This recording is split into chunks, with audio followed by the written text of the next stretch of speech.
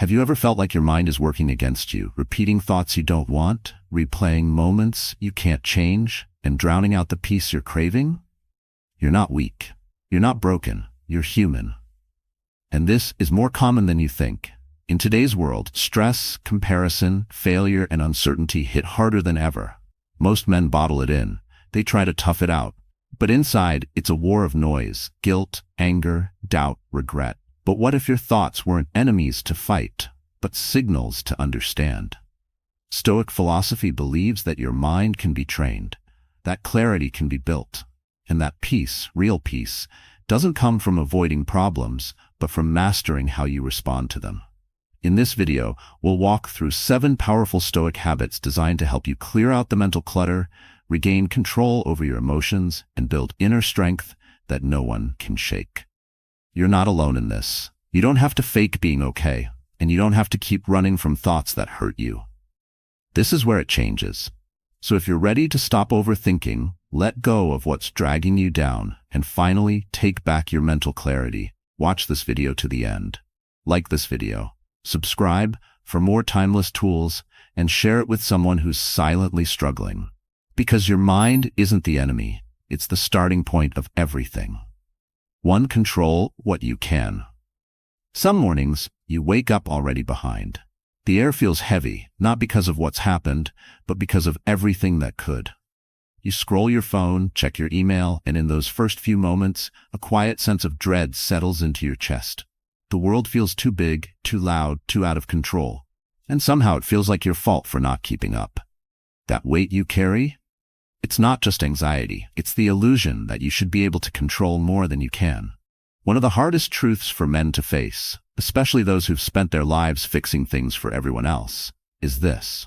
Most of what burdens us isn't under our control. The job that didn't call back, the partner who won't communicate, the market shifts overnight, the way others perceive you. These are storms we try to steer, but they don't obey our hands. Stoicism offers a radical shift. It doesn't ask you to conquer the world. It simply asks you to reclaim your mind. Epictetus, once a slave who rose to become one of the most respected Stoic teachers, said it with perfect clarity. Some things are up to us, and some things are not. You may think that sounds too simple to matter, but simplicity doesn't make it shallow. It makes it strong. In fact, this might be the most liberating concept you've never fully embraced. Imagine a man standing in the rain, furious at the clouds for ruining his weekend plans. He curses the sky, kicks the puddles, and blames the weather for his mood. He can't change the storm, but he wastes all his strength trying to. Now, picture another man. He notices the clouds, nods at the rain, and quietly moves his gathering indoors. Same storm. Very different outcome. Negative thoughts are like those clouds. When we cling to the need for things to be different, when we demand that the world match our expectations, we suffer twice. First, from the event, and then from our refusal to accept it. You don't control the weather, the traffic, the economy, or how others behave, but you do control how you interpret, respond, and carry those moments. That's not weakness. That's where your real strength begins. This shift starts small. At work, a colleague dismisses your idea in front of others. You feel a wave of shame, then anger. Your first impulse may be to fire back or shut down, but pause. Ask yourself, is this something I can control? Can you control their opinion? Likely not. Can you control how you carry yourself in that moment? Completely. Choosing not to respond emotionally doesn't mean you've given up. It means you've stepped into a higher level of self-command. The kind of command that silences spiraling thoughts and anchors you in clarity. The mistake many men make is believing they must control outcomes to feel at peace. So they push, manipulate, worry endlessly, and exhaust themselves chasing illusions of control. When things go wrong, they blame themselves or others. They let their thoughts spin into worst-case scenarios and self-criticism, not because they're weak, but because they're aiming their strength in the wrong direction. What Stoicism teaches, what it trains, is that control isn't about domination. It's about discernment, about learning to spend your limited energy only on what truly belongs to you. Let's say your teenage son ignores your advice. You've repeated it 10 times, and still he chooses his own path. You lie awake, frustrated, helpless, replaying the argument. But again, can you control his decision? No. Can you control your own example, your patience, your values? Always. The peace that Stoicism offers doesn't come from passivity. It comes from precision, from learning to hold your ground only where your feet matter, and letting go where they don't. Marcus Aurelius, the emperor of Rome, faced betrayal, war, plague, and personal loss. Yet in the midst of all that chaos, he reminded himself daily, you have power over your mind, not outside events. Realize this, and you will find strength. You don't need more control over life. You need deeper trust in your ability to respond wisely to it. This week, try one simple but powerful habit. When you feel the pull of frustration, disappointment, or worry, pause. Ask, is this within my control? If yes, take clear action. If not, practice letting go. You'll find that many of your negative thoughts dissolve not by solving problems, but by refusing to carry what was never yours in the first place. You are not here to fight the wind. You are here to adjust your sails. And when you learn to do that, even in silence, your mind begins to clear. Your focus sharpens. You become the calm, not the chaos. The anchor, not the wave. That is where Stoicism lives. And that is where your peace begins. 2. Think before you react. A single sentence can ruin an entire day, not because of what was said, but because of how quickly we let it take root. You might be walking into a meeting, calm and prepared, when someone mutters a careless comment under their breath. It wasn't meant to be loud, but it landed. Your chest tightens, your face burns, your thoughts spiral. Was that about me? What did they mean by that? And before you know it, your mind is no longer where your feet are. This is the danger of instant reaction. When we let emotion leap ahead of reflection, we give our peace away without a fight. In a world that rewards speed, instant messaging, instant judgment, instant response, pausing feels unnatural. But the stillness you avoid might be the very thing that saves you. Stoicism invites you into that stillness, not to suppress what you feel, but to understand it before it speaks for you. Because reacting without awareness isn't a strength. It's surrender. And over time, it feeds a cycle of negative thoughts that reinforce themselves with every unchecked word, every impulsive reply. You're not just reacting to the present, you're reacting from the past, from years of unresolved feelings, buried disappointments, unspoken expectations. That's why a small comment hits like a punch. It doesn't hurt because it's sharp. It hurts because it finds something raw inside you. Now, imagine approaching that same situation differently.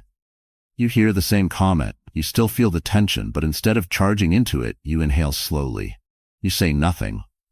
You let the space between stimulus and response widen, just enough to let your mind catch up with your heart. That silence isn't weakness, it's restraint, it's mastery. The Stoics saw this as the mark of a trained mind. Seneca wrote, "No man is more unhappy than he who never faces adversity, for he is not permitted to prove himself." But adversity doesn't always look like war. Sometimes it looks like a conversation that didn't go your way, or a message you didn't expect, or a tone of voice that reminds you of every time you felt dismissed.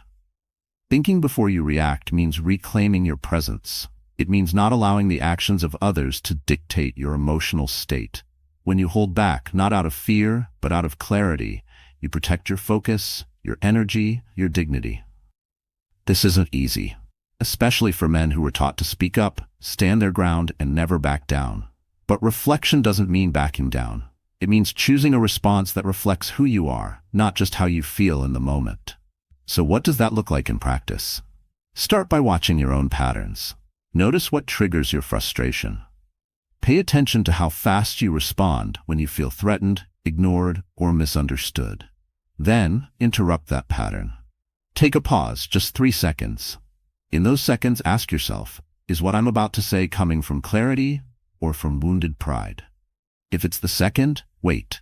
Write it down instead. Take a walk. Return to the conversation with a steadier breath.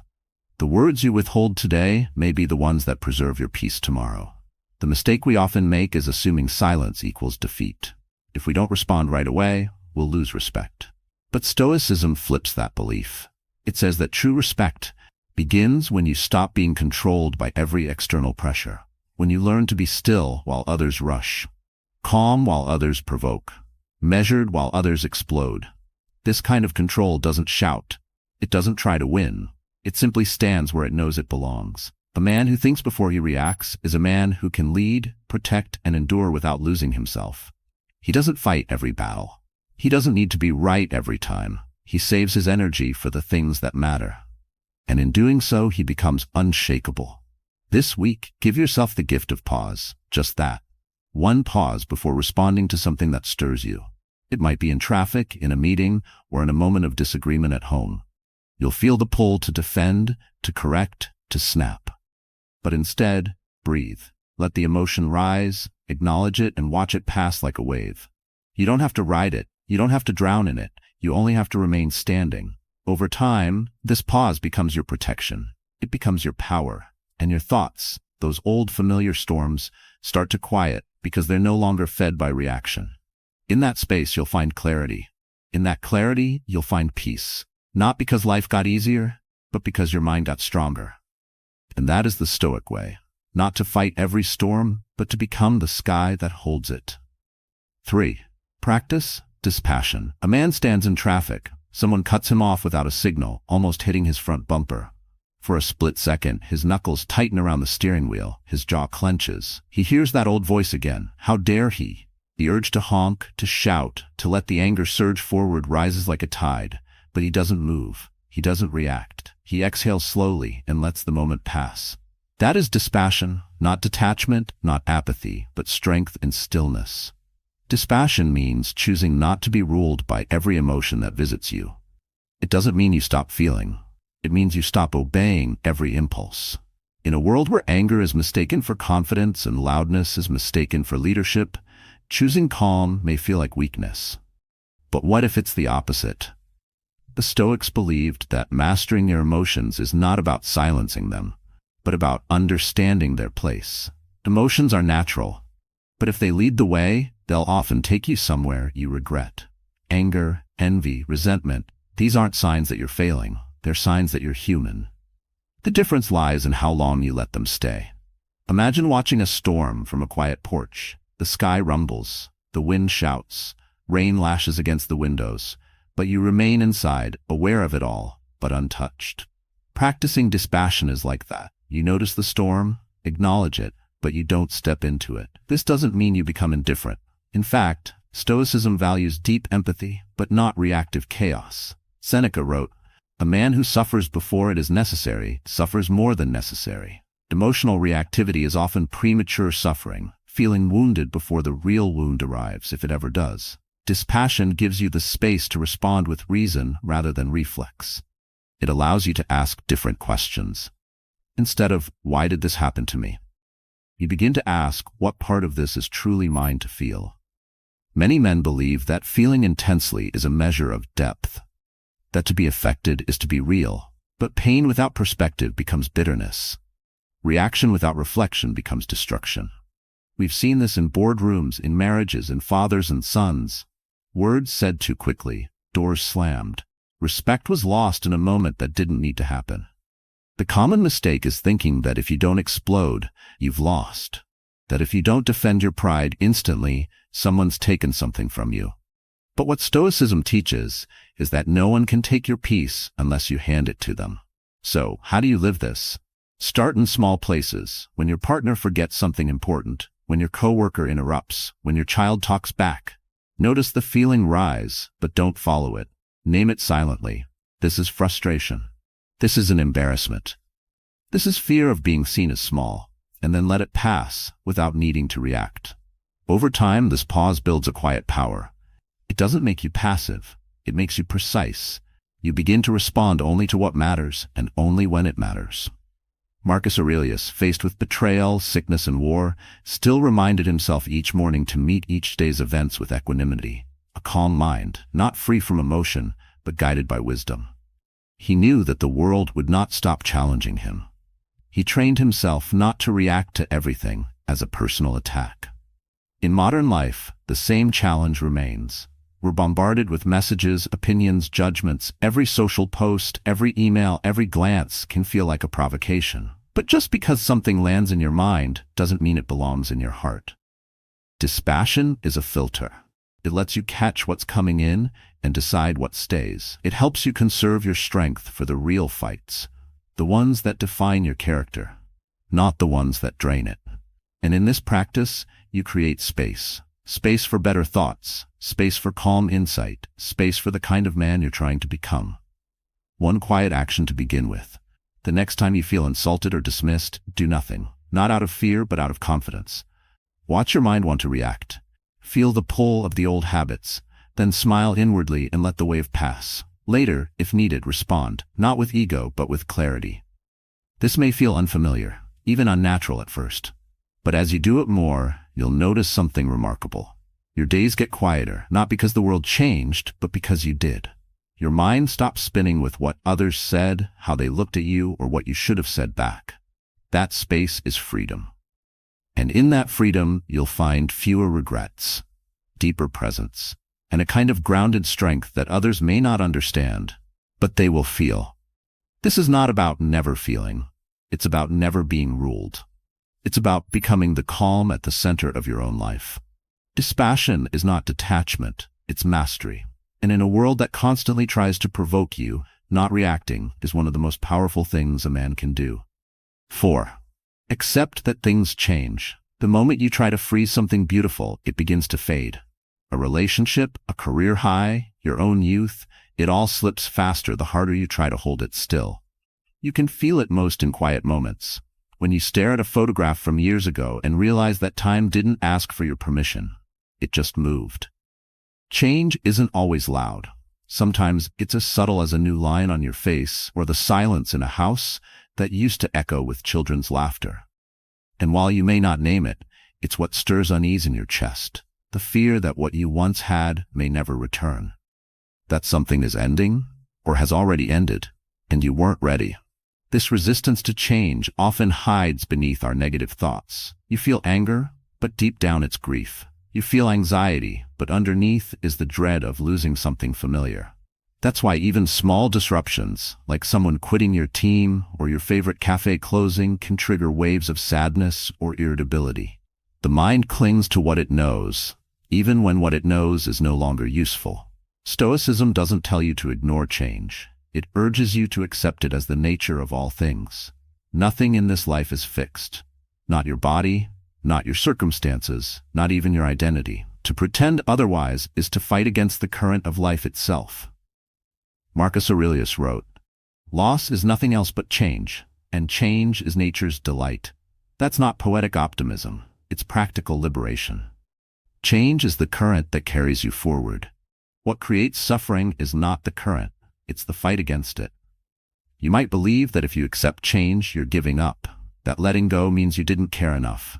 But in truth, resistance doesn't protect love or meaning or identity, it suffocates them. Letting things evolve allows them to be fully themselves, even as they pass. Think of a man who's lost his job after 20 years. The role gave him purpose, structure, and pride. Without it, he feels empty. But that job was never who he was. It was only how he expressed himself in a chapter of life. The man remains, and what he brings to the next chapter is not what he had, but who he became. When you accept that things change, you stop fearing the unknown, because you begin to trust your capacity to meet it. You realize your power isn't in holding on to what was, but in responding with grace to what now is. Negative thoughts often come from the mind replaying what should have stayed. But Stoicism teaches you to look at change without flinching, to see endings not as failures, but as necessary transitions. In practice, this starts with perspective. When something shifts, pause and say to yourself, this is what change feels like. Not as an excuse, but as a reminder that you're not broken. You're adjusting. When an argument shakes your relationship, when you notice your body aging, when your children stop needing you the same way, acknowledge the discomfort without trying to force it back. Let the moment be what it is. Then ask, how can I walk forward from here? The mistake many make is trying to rebuild the past in the present. They chase the old feeling, the old routine, the old role. But the more you try to repeat, the more stuck you feel. The Stoics remind us that peace comes not from recreating, but from reorienting. You can love what once was without needing it to return.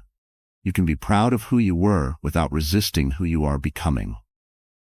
This mindset also allows you to appreciate the now more deeply. When you truly accept that nothing lasts, you stop taking it for granted. You look at your spouse differently. You call your father just to hear his voice. You take in the quiet of your morning coffee like it's the last of its kind. This is what the Stoics called negative visualization, imagining the loss of something not to cause despair, but to awaken gratitude. It's not morbid, it's motivating. It teaches you to love with urgency, to live with presence. Try this simple shift. When you feel a wave of sadness for what's changing, gently say, "Thank you for existing." Not everything stays, but what stays within you that grows, deepens, evolves. You don't lose time, you carry it, you become it. You are not meant to stay the same. The trees don't, the rivers don't, the stars don't. Why should you? Change is not your enemy, it's your teacher. Let it speak, let it speak, let it shape, let it pass through you without resistance. And in that surrender, you'll find a calm stronger than control.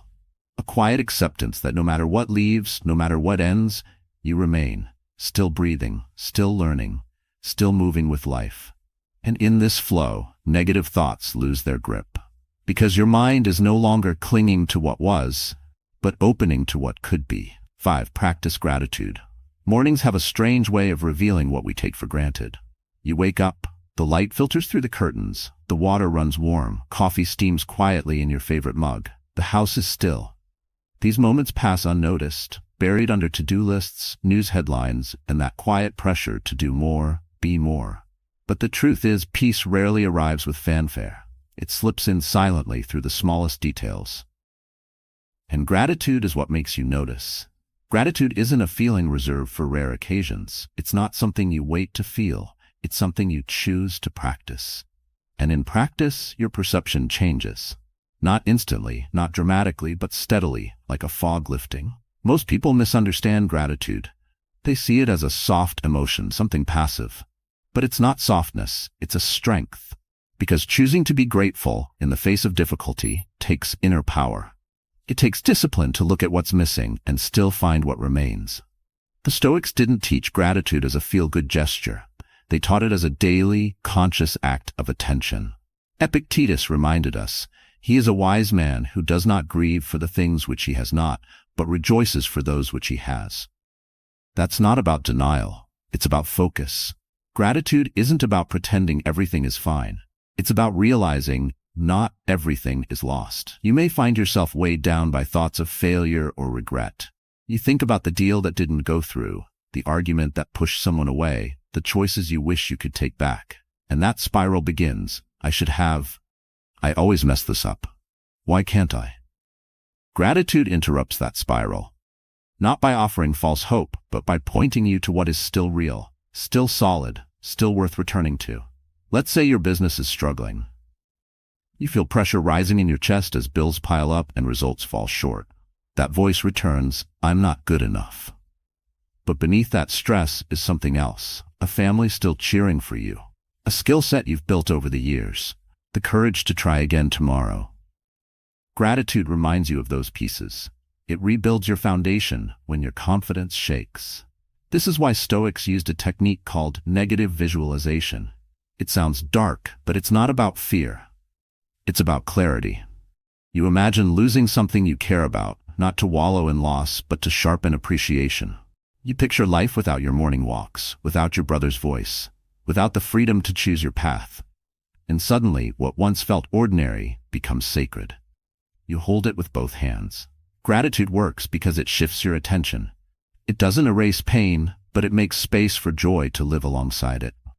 Even in grief, you can say, "I'm grateful I had them at all." Even in exhaustion, I'm grateful I still have the strength to care. And in uncertainty, I'm grateful for the chance to rebuild. Many men fall into the trap of conditional gratitude. I'll be thankful when I make 6 figures, when my marriage is better, when I feel confident again. But waiting for life to meet your expectations before you allow yourself to feel grateful is a trap. Because expectations shift, and the goalposts move. Meanwhile, the good in your life goes unnoticed, unacknowledged, unfelt. This kind of blindness breeds negativity. It keeps you stuck in what's wrong. The Stoic sees differently. He trains himself to notice what's right, not just on holidays or in highlight moments, but daily, especially on hard days. You can begin this today. Tonight, before you sleep, write down 3 specific things you are grateful for. Not generic ideas like health or family, but moments. A smile from your daughter, a deep breath before a difficult call, the fact that your heart is still beating. These aren't small things. These are your life. If you do this for 1 week, your focus will begin to shift. Not dramatically, but undeniably. Your thoughts will be less about what you lack and more about what you still carry. Your mornings will feel quieter. Your days will feel fuller.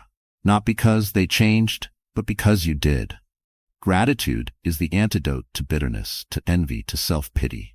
It is the steady hand that pulls your mind back from chaos. And it doesn't need perfect conditions to grow. It only needs your attention. You don't need to fake joy. You only need to be honest about what still matters. As Marcus Aurelius put it, do not indulge in dreams of having what you have not, but reckon up the chief of the blessings you do possess. Your mind is always counting. Train it to count what counts. In the end, gratitude is not about being cheerful. It's about being awake. Awake to the reality that you are still alive, still capable of love, of thought, of change. That alone is worth pausing for. So pause now. Breathe. Look around, and let the simple fact of this moment be enough. Even here, even now, there is something to be grateful for. Let that be your beginning. Let that be your return. 6. Build your resilience. Some storms don't pass quickly. They linger, stretch across weeks, sometimes months. A diagnosis, a divorce, a long stretch of unemployment. It's during these seasons that most people begin to lose themselves, not because the pain is unbearable, but because they believed it would be brief. And when it's not, when the hardship outlasts hope, the mind turns against itself. That's when negative thoughts grow loudest. Maybe I'm not strong enough. Maybe this will never end. Maybe I'm the problem. But what if strength isn't what you thought it was? What if it isn't the absence of struggle, but the quiet capacity to stand again and again despite it? Resilience isn't a force. It's not about pushing through until you break. It's about bending without snapping, adapting without losing yourself, enduring without growing bitter. The Stoics saw resilience not as something you were born with, but something you built, brick by brick, thought by thought, through lived experience. They didn't ignore pain, they transformed it. Marcus Aurelius faced war, betrayal, illness, and personal loss. Yet in his private writings he reminded himself, the impediment to action advances action. What stands in the way becomes the way. He didn't run from hardship, he used it as a training ground for the soul.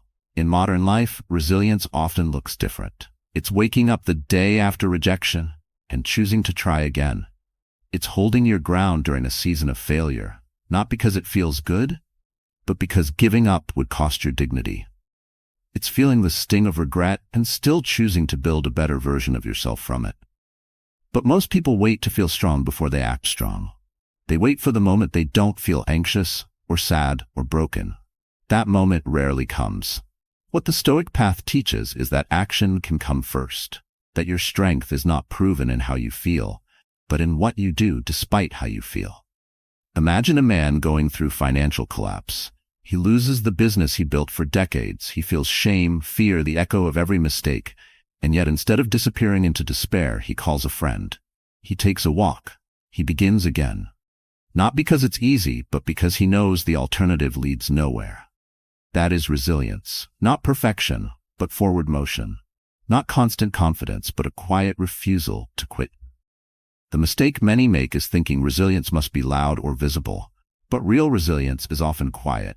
No applause, no fanfare. Just a man breathing through discomfort, making the call he's been avoiding, showing up even when he'd rather hide. You can begin this today by choosing one hard thing and doing it. Not because you feel ready, but because your values demand it. Clean the garage you've neglected, apologize for the words you regret. Open the spreadsheet, return the missed call. These small actions signal to your mind, I'm still here.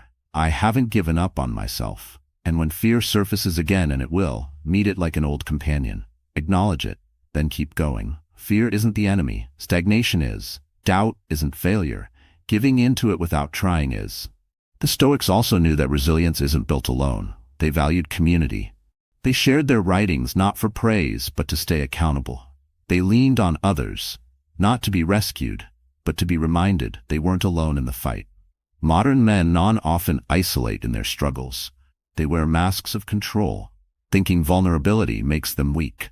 But sharing your pain with someone who listens is one of the most resilient things you can do. When you speak your fear aloud, it shrinks. When you name your sadness, it starts to loosen its grip. This doesn't mean telling everyone. It means finding one person who sees your worth, even when you don't, and letting that reminder guide you back to yourself. You can also build resilience through reflection. Each night, write down one thing you handled today that you once thought you couldn't. It might be a difficult conversation, or simply getting out of bed on a heavy morning. These are not small wins. These are your foundation, and every time you acknowledge them, you reinforce the truth. You are more capable than your negative thoughts suggest. Resilience doesn't mean you don't get tired. It means you keep walking, even with the weight. It means you give yourself grace when progress is slow. It means you fall, but land softer each time, because you know how to rise. This strength is not a gift. It's a decision, made daily, quietly, and often without witness. But over time, it changes everything. You stop fearing adversity because you know who you are within it. You stop feeding thoughts that say you're not enough because your actions say otherwise. Let today be a turning point. Let one simple act of courage mark your return to yourself. Maybe you won't feel brave. That's okay. Bravery is not a feeling. It's a pattern. And over time, that pattern becomes identity. And that identity becomes peace. So when the storm comes again, and it will, you won't need to fight it with panic. You'll meet it with presence, with breath, with resilience.